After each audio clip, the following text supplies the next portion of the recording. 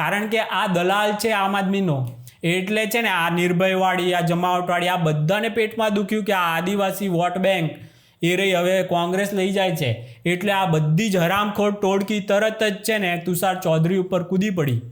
તમે જેટલા પણ આ કુકર્મો કરો છો ને તમારી આવનારી પેઢી ભોગવશે. આ હરામખોરો લખી રાખજો, આ બાજારું મીડિયા, આ મીડિયા માફિયા અને લાખો રૂપિયા જમાવટ દેવાંશી જોશી, એનું આરટીઆઈનો આપણે વિડીયો મૂકેલો છે દોસ્તો.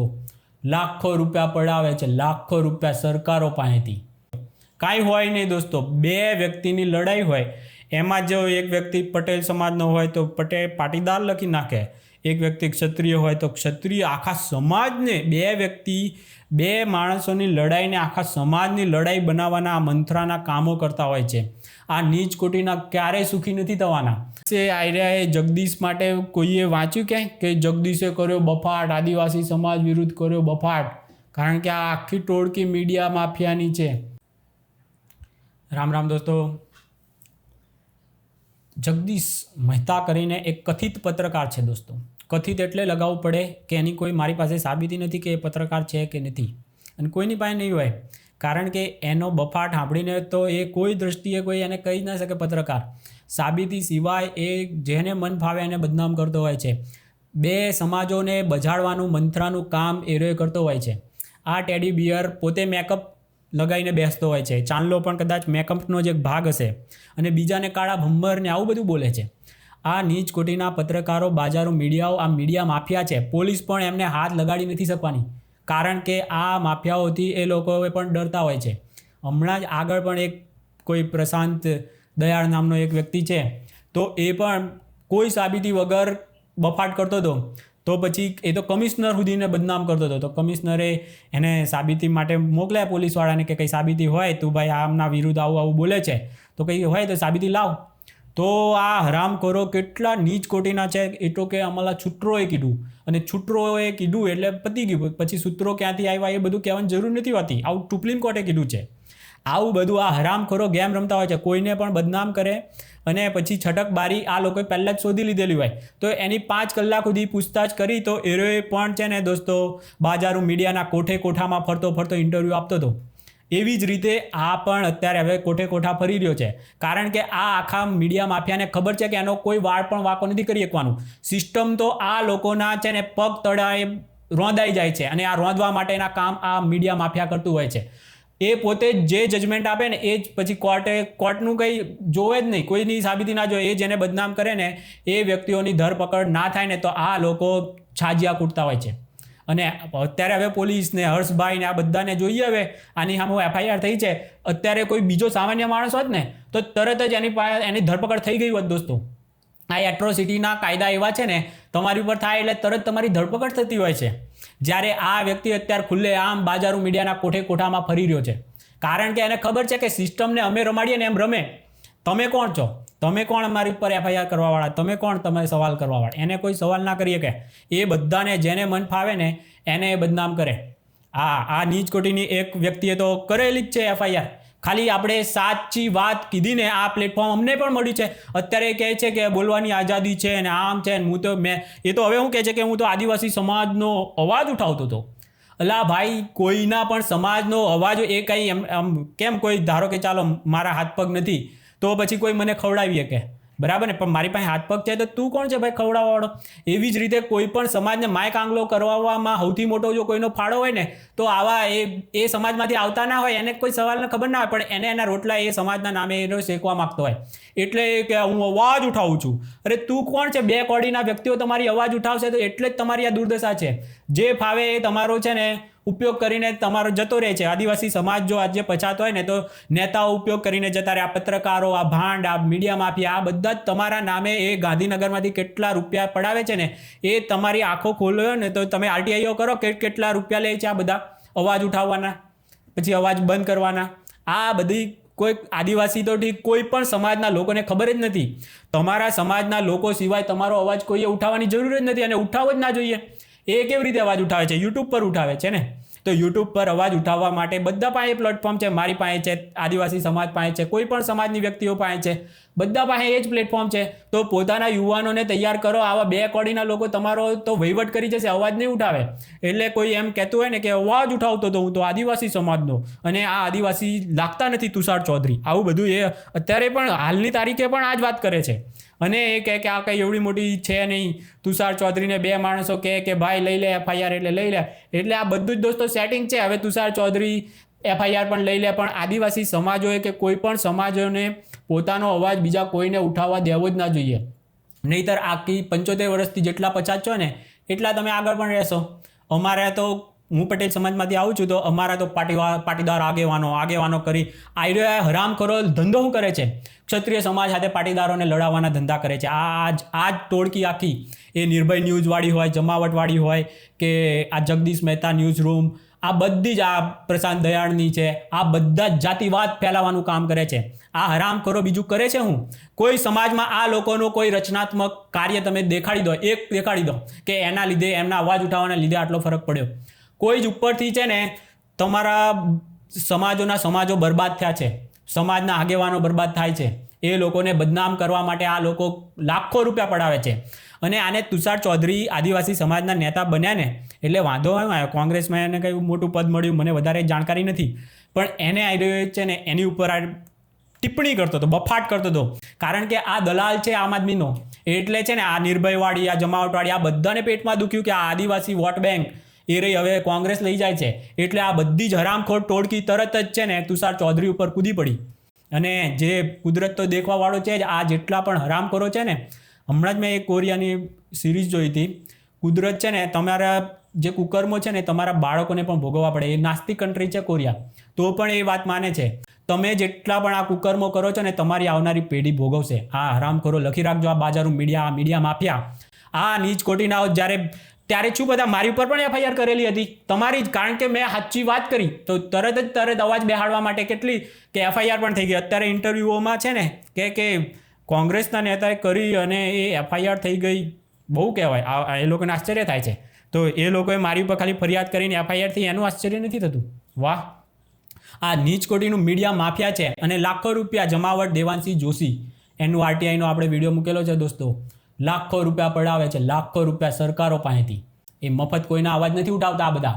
અને આનું પણ જાણવા મળેલું છે, જગદીશનું પણ એક લાખો રૂપિયા લઈને આમ આદમીનો દલ્લો બનેલો છે. એટલે આ બધા આખી જે ટોળકી, જાતિવાદી ટોળકી છે, પટેલ સમાજ અને ક્ષત્રિય સમાજને લડાવવાના, આ એ લોકોના હેડલાઇનો જુઓ તમે કે પાટીદારો કરશે ગુંડાગર્દી, એવું બધું. હમણાં તો એક ન્યૂઝ રૂમવાળાને બધાએ થંબનેલ બનાવેલા છે. આ લોકોના થંબનેલ પાટીદાર વર્સિસ ક્ષત્રિય. કાંઈ હોય નહીં દોસ્તો. 2 વ્યક્તિની લડાઈ હોય, એમાં જો એક વ્યક્તિ પટેલ સમાજનો હોય તો પાટીદાર લખી નાખે, એક વ્યક્તિ ક્ષત્રિય હોય તો ક્ષત્રિય. આખા સમાજને 2 માણસોની લડાઈને આખા સમાજની લડાઈ બનાવવાના આ મંત્રાના કામો કરતા હોય છે. આ નીચ કોટીના ક્યારેય સુખી નથી થવાના. આની આવનારી પેઢીઓ પણ ભોગવવાની છે. આ જે કુકર્મો કરી રહી છે ને એના રોટલા શેકવા માટે આ કોઈ મફત નથી કરતી. આ પોતાની બિઝનેસ, પોતાના ધંધા ચલાવવા માટે આ કુકર્મો કરે છે. પણ આ નીચ કોટીના ખબર નથી કે કુદરત નામની પણ એક ચીજ છે. ભલે તમે સિસ્ટમોને રમાડો, ભલે તમને સિસ્ટમ તમારો વાળ પણ વાંકો નહીં કરી શકે, પણ કુદરત તમને કોઈને નથી છોડવાની. એ જગદીશ મહેતા પોતે જ મેકઅપોનો આખા લૂંદા લગાડી અને બીજાને કાળા ભમ્મર કહેતો હોય છે. તો સુધરી જાઓ અને જાતિવાદ ફેલાવવાના ધંધા બંધ કરી નાખો. સૌથી જો તમારે કાંઈક સારું કરવું હોય ને, સમાજનું, શોષિત વર્ગનું, બધાનું સારું કરવું હોય તો હારા અવાજ ઉઠાવો. તમે લોકોને લડાવવાના મંત્રાના કામ મૂકી દો. ખાસ તો એ જગદીશને કહેવાનું, એ જગલાને, કે તને એમ કહે છે કે હું તો તમારા માટે, સરકારના માટે ઓળખા થઈએ છીએ અને અમારી ઉપર FIR. આવા હવે રોદણા રડે છે. તો ભાઈ તું પહેલાં તો છે ને એ આવવા જ હોવા જોઈએ. એણે છે ને એક દાયરો બનાવી નાખ્યો કે આવવા જોઈએ. કાળા ભમ્મર, હાથમાં તીર કામઠા, એ લોકો તમને સુખી જોઈ જ નથી શકતા. આ તમારો અવાજ ઉઠાવશે. તમારી પાસે ખાલી બાઇક આવી જાય ને તો એ જે સૌથી વધુ ઈર્ષાળુ વ્યક્તિઓમાંનો આ વ્યક્તિ છે, એ આ બાજારું મીડિયા છે. લોકોની પાસે રૂપિયો આવે ને તો લક્ઝરિયસ લાઈફ જીવે છે. આવું આ એક મેં મુદ્દો ઉપાડેલો છે ને BZનો. એ વ્યક્તિ ગરીબ લોકોને અમીર કરવા માંડ્યો તો એ પોતે તો અમીર થયો ને, તો એમાં આ લોકોની જે આમ તૂટી પડ્યું એ અને હપ્તો આ લોકોને પહોંચાડવો પડે. જેટલા પણ અમીર હોય ને આ લોકોના ફોન જાય એટલે હપ્તો પહોંચાડવો પડે એડવર્ટાઇઝના નામે. ભલે નાનું છાપું તમને લાગતું હોય કે બહુ નાનું છાપું હું તો રાજકોટમાં ચલાવું છું, પણ એ એડવર્ટાઇઝના નામે એને એ ચલાવવું કાં પડે? એડવર્ટાઇઝના નામે લોકોને કંગાળ કરવા માટે, બ્લેકમેલ કરવા માટે. આ છે મીડિયા માફિયા. એટલા માટે નાનું એક છાપું લઈને બેસવું પડે. નહીંતર આપણને એમ થાય કે એક છાપું ચલાવી શું એક આપણને એમ થાય કે આવડું નાનું છાપું આ પોસાય કેમનું? પેલી મોટી મોટી કંપનીઓને ભાસ્કર ને આ ને તે ને એ લોકોને નહીં પોસાતું તો આને કેમ પોસાય? કારણ કે આ લોકોનો ધંધો એડવર્ટાઇઝના નામે બ્લેકમેલ કરવાનો હોય. એ છાપે કે ના છાપે એનાથી કાંઈ જ નથી. એડવર્ટાઇઝના નામે તમને લૂંટી લે અને આમ લીગલી કમાણી કરે છે મીડિયા માફિયાની. એટલે લીગલી લે તમારી પાસે, તમારા પાપમાં એટલે ભાગીદાર થઈ જાય. એના પર તે પછી ચૂપ રહે મુદ્દા ઉપર. આ જ મેઇન ધંધો આ લોકોનો છે. આ લોકો પછી રડવાના ને એવા બધા હમણાં ઇન્ટરવ્યૂમાં ને એમાં કરે છે. પણ આ લોકો સાચું ત્યારે જ્યારે કુદરતનો પડશે ને ત્યારે સાચું એમના આંસુ સાચા નીકળશે. અત્યારે તો બધી નાટકબાજી બધી ચાલે છે. કરો તમારે. જ્યારે કુદરતના કોઈને નથી છોડવાની. એ જે પણ નિર્ભયવાળી જાતિવાદ ફેલાવે, જમાવટવાળી ફેલાવે, આ ન્યૂઝ રૂમવાળા ફેલાવે, આ બધાને કુદરત નથી છોડવાની. આટલું એ લોકોને ખબર જ નથી. એ બધા અત્યારે પોતાની જાતને સિસ્ટમથી ઉપર માને છે. એ કોઈ સિસ્ટમથી ઉપર નથી. કોઈ પોલીસવાળા પણ નથી કે નથી આ મીડિયા માફિયાના પત્રકારો. આ બધાને ભોગવવાનું અહીંયા ને અહીંયા જ છે. ક્યાં એમની આવનારી પેઢીઓ ભોગવવાની છે. આ નીચ કોટીનાઓ સુધરી જાય એવી આપણે તો વિનંતી કરીએ છીએ. બાકી આ બીજા ઉપર FIR કરે, પોતાના ઉપર આવે એટલે પછી એમ કે તુષાર ચૌધરીને કોઈ કહે તો કે હમણાં બધું પતી જાય. પણ એ તુષાર ચૌધરી પતાવી દે પણ બીજા કોઈએ પતાવવું ના જોઈએ. આવું તમારે આ રેસિઝમ, અમેરિકા જેવામાં પણ આવા લોકોને રેસિઝમવાળા, આમ વિકૃત માનસિકતાવાળા કહેવામાં આવે છે. તો અહીંયા જોઈ લો આ એની એ કે આ તો મેં જેવા છે એવા કીધા છે. આ તું કોણ ભાઈ? તું કહેવાવાળો? તારું કામ શું છે? તારે જો એને પેટમાં જે દુખ્યું કે તુષાર ચૌધરીને કોંગ્રેસે છે ને આદિવાસી નેતાને બનાવ્યા એટલે આ આપિયાઓના દલાલોને બધાને બહુ દુખ્યું છે. એટલે આગળ પણ જોઈએ હવે શું થાય છે. આમાં તો એ લોકોનો વાળ પણ વાંકો કરવાની સિસ્ટમમાં તાકાત નથી. નિર્દોષ માણસોને મહિનાઓ સુધી બંધ રાખે. આ લોકો દબાણ બી એવું કરે કે આ ખુલ્લા ફરે છે, આ બફાટ લખે કેવું બફાટ. અને આના વિશે આર્યાએ જગદીશ માટે કોઈએ વાંચ્યું ક્યાંય કે જગદીશે કર્યો બફાટ, આદિવાસી સમાજ વિરુદ્ધ કર્યો બફાટ? કારણ કે આ આખી ટોળકી મીડિયા માફિયાની છે. આ હરામ કરો નીચ કોટીનાઓ સુધરવાના તો નથી જ. તમે જોઈ લો આ લોકોના થંબનેલથી લઈને નકરો જાતિવાદી ઝેર ઉતારતા હોય છે. રાત દિવસ ધર્મ વિરુદ્ધ હોય કે જાતિવાદ ફેલાવતા હોય અને ક્યાં કોઈને બદનામ કરતા હોય. આટલાની અંદર જ આ લોકો કામ કરતા હોય છે.